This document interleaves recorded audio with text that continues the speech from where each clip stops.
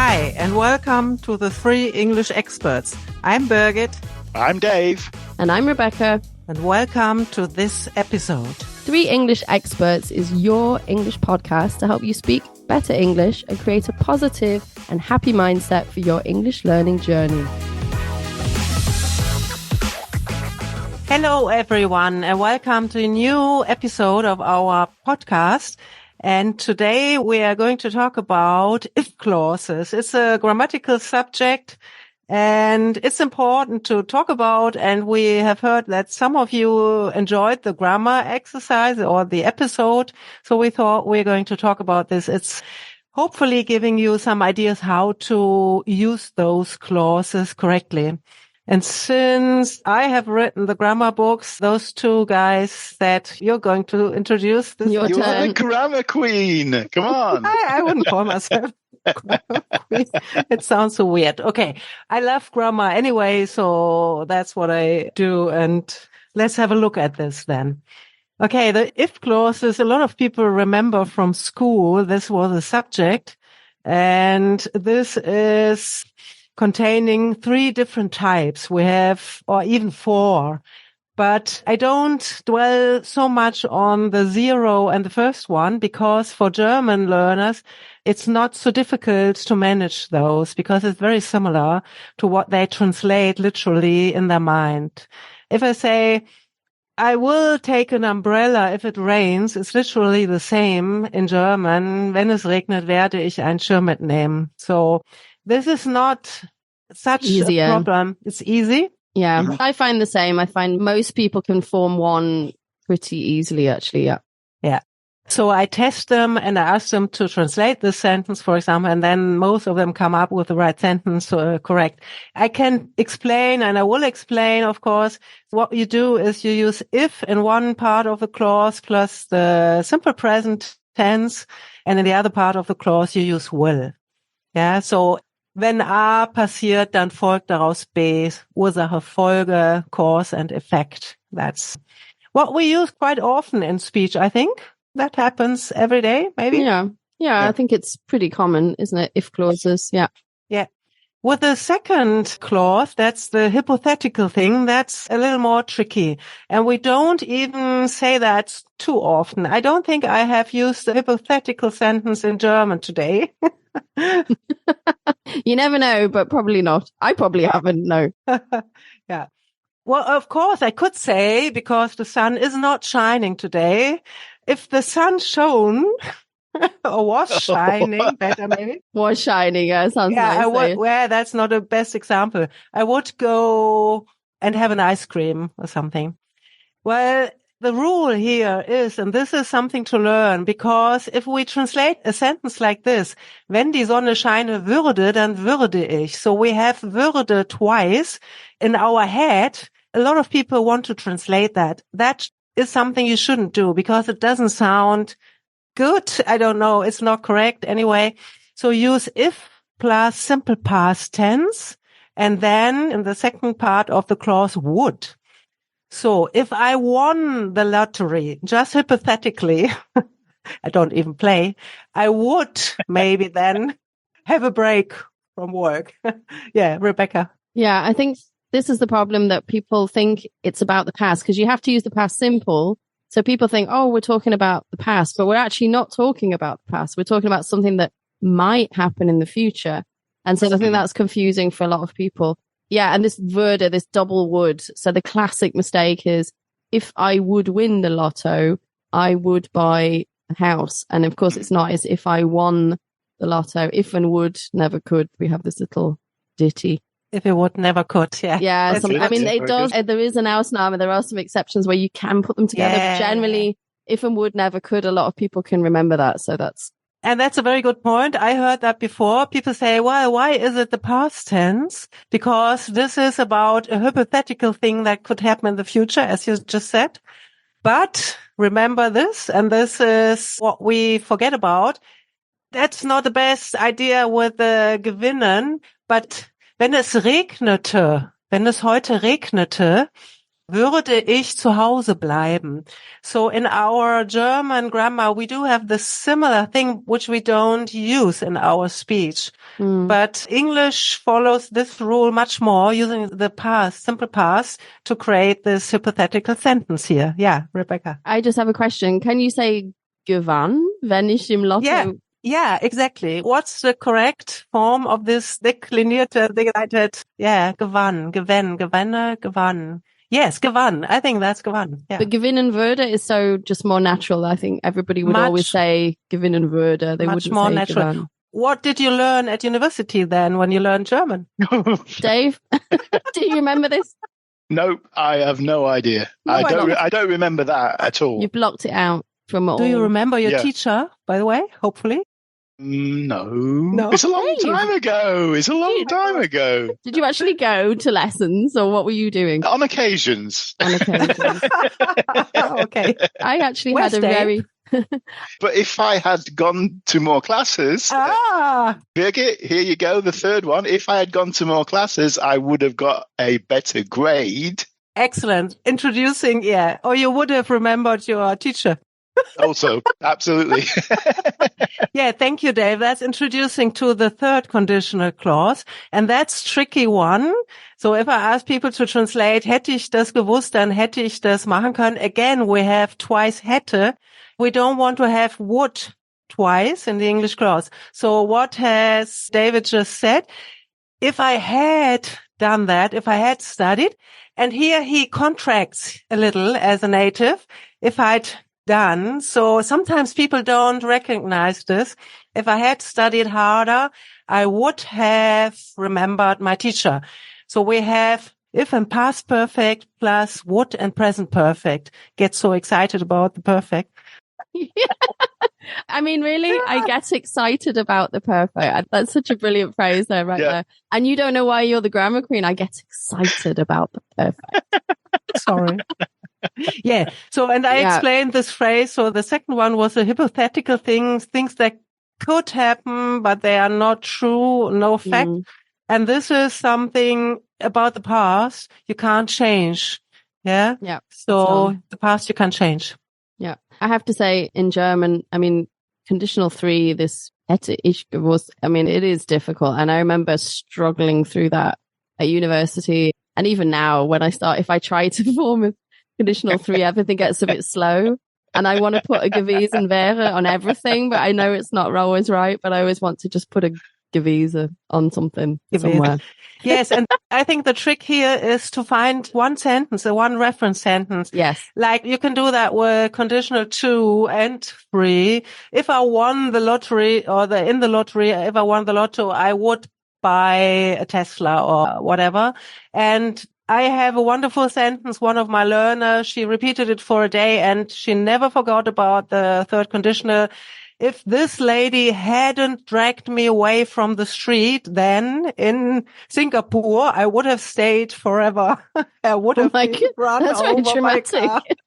Very dramatic. Oh, it helps you remember. Yeah, but she remembers. You see, find something that's true for you. Like David, if he had studied harder, he would have known the teacher's name. Yeah. If I hadn't spent as much time in the bar, you would have known your conditional 3. And I would have got to know my teachers as well. I can't believe you don't remember your teacher. And now you're a teacher. That's terrible. Yes. I had a very nice grammar lady. But anyway, it's nice of you being so honest that you admit you could have studied harder. And that's the other thing.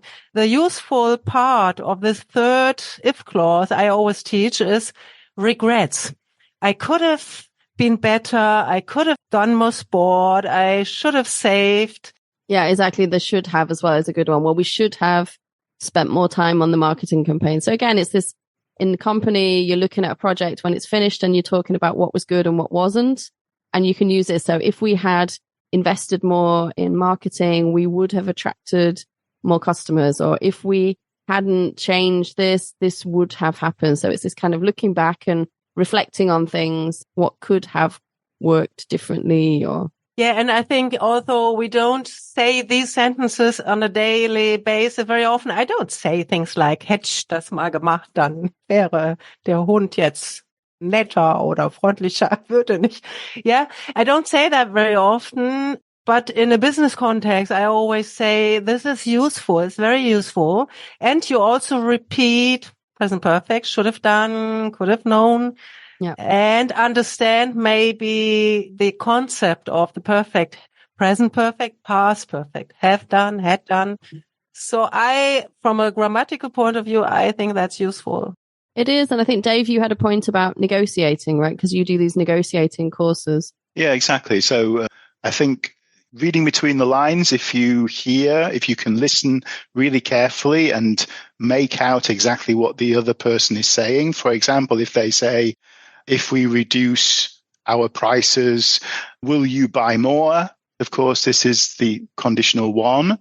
Yeah, so it's a realistic situation. But they said, if we reduced our prices, you hear the reduced, so it's the past tense, would in the other part, then that's an unrealistic situation or hypothetical. So less likely. It could happen, but it's less likely at the moment. Right. Yeah. So if you read between the lines, the person is less likely to do that. And so you can maybe read through how sure or how unsure or how likely something could be. Another one that just came to mind is if you're wanting to give people advice. We often use the second form then there. If I were you, I would. Okay. Yeah. So giving advice, or if you want to offer suggestions or something like that, that's also an ideal way using the second conditional. If I were you. Absolutely. Yeah. If I were you, I would. Yeah. Because I can't be you. It's hypothetical because I can't be you. But if I were you, I would do boom, boom, boom. And of course, we have the question here about if I was. So often people say, if I was you, because I was. But in this case, we actually use were. Some people actually in slang, people say, if I was you, but it's not grammatically correct. But officially it's, if I were you, I would.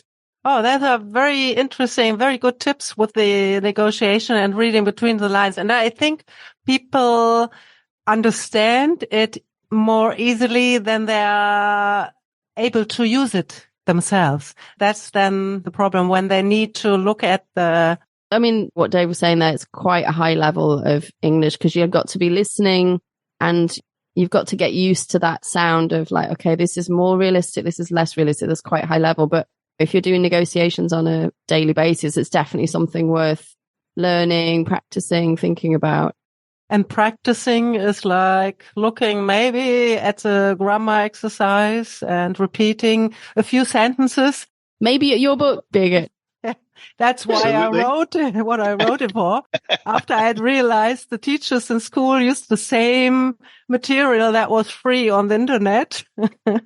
I thought I could add maybe some sentences for each. So which book is this in? It's not in the Big Five, right? No, it's not in there. It's Englische Grammatik richtig anwenden. There are like 2 parts of the book, and that's focusing on sentences and exercising each grammar tense on like a page, 10 sentences on, flip over the page and you find the answers. Very easy to handle. And so good, like exercise book, basically. That's a classical exercise book. Yeah. So we'll put the link in the show notes. Mm-hmm. Okay. So we were going to ask each other some if questions, right? Yes. Dave, do you want to kick off? I think as the first ones, we talked about it before, Birgit, that they're quite easy. So I thought we'd go straight into a second conditional, remember? So the hypothetical situation. Here we go. Birgit, for you. If you could have dinner with anyone in the world, who would it be and why? Notice the could here, guys. It's the past tense of the can, right? Also a bit tricky, but... Oh my God, I'm not very good at coming up with my favorite person I'd like to. But thinking of grammar, and I had contact with her. It's a lady from New York, the grammar table lady. And I think I would very much enjoy having dinner with her. So can you put a sentence, please? Okay, sorry. Full sentence. If I could have dinner with anyone in the world, I would very much like to have dinner with Ellen Chauvin. Yeah. Very good. Bravo. Over to you, Rebecca. Okay, last one for Dave. So we're going to go into a third conditional. So we know that Dave lived in Germany. So if you hadn't moved to Germany, if you hadn't studied German, where would you have gone otherwise? Would you have stayed in England or would you have gone somewhere else, do you think? That is an incredibly difficult question. And I have absolutely no idea.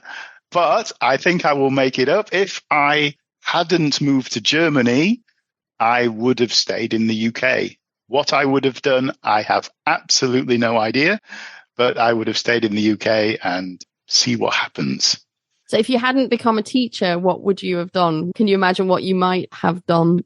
Not really. Really. It's not easy, yeah. It's not easy. I don't really know what I would have done. I enjoy doing what I do, so I'm happy that I'm taking the route. No regrets. No regrets. No regrets. Yeah, that's no regret. Yeah. And often we use the phrase, if you could turn back time. If you remember that phrase from the song. Tina Turner. Tina Turner. If you could Oh, no, it's Cher. Sorry, it's Cher. I'll say that, Rebecca. I didn't know. Turn back time. Oh, fantastic. You should be a singer. We need to do a karaoke episode. Karaoke English. Name that tune.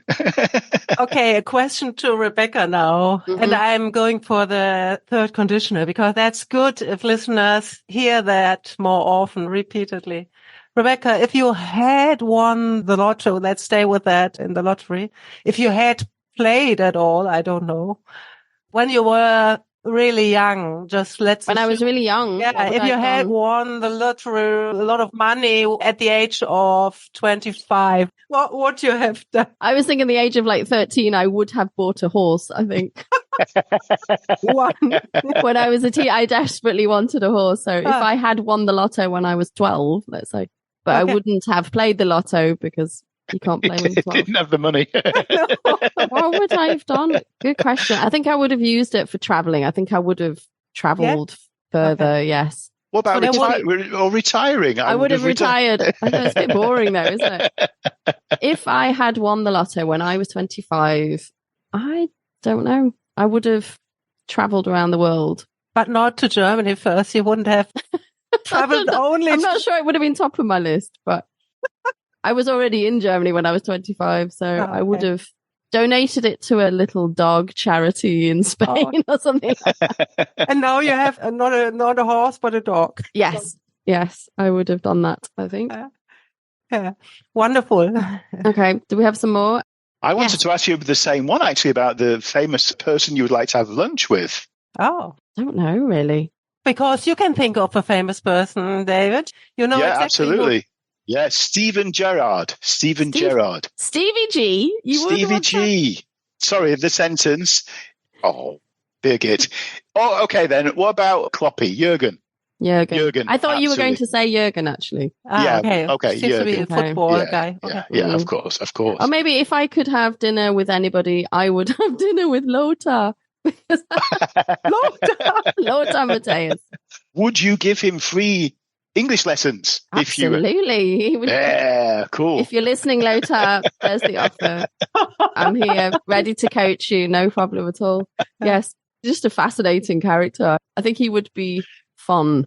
We sometimes play this game on a Friday night, me and my husband. So if you could have drinks with Arnold Schwarzenegger, Sylvester Stallone, who's the other one we do? Dolph Lundgren, I think. Going back to these 80s kind of characters, who would you have dinner with or had drinks with?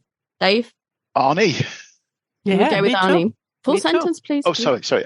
If I could have drinks with anyone, it would be Arnie. Why would it be Arnie? I love his careers. I mean, it's not just one career. He's had 4 different careers in his life. Yeah.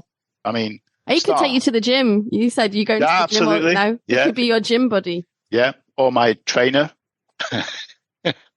If I could afford it, I would use him as my coach. Yes. Hypothetical. If I could afford. Yes. Very big if. Okay, another one for Birgit. If you had stayed in the UK, if you hadn't moved back to Germany, if you had stayed, good question. What would you have done and where would you have lived, do you think? Oh, if I had stayed on, I would have studied, hopefully, there, but that was far too expensive. Couldn't afford that. And I would have stayed maybe in the region where I was. That was like Malvern Hills, Worcestershire, Londonish. I quite liked it there. Sorry, I know Sheffield, but I don't think I would have moved to Sheffield. I don't think so. That's okay. We don't blame you. We'll let you off. It's all right. You left. Yeah, I was going to say, have you noticed where we are? We're not there anymore. Yeah. Okay. Sorry, Sheffield people.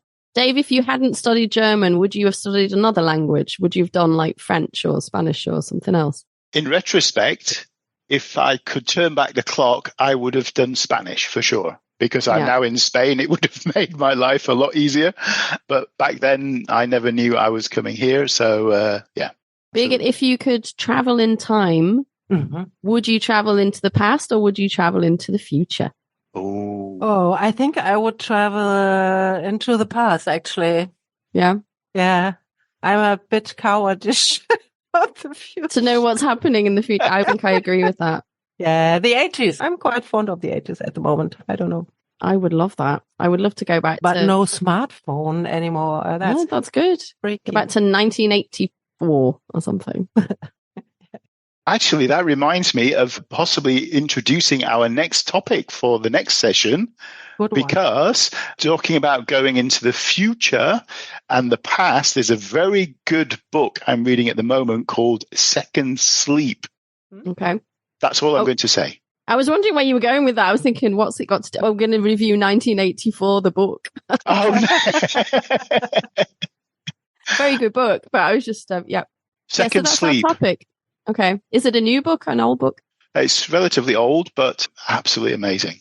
Absolutely amazing. Second Sleep. Tell us about it next time then. Will do.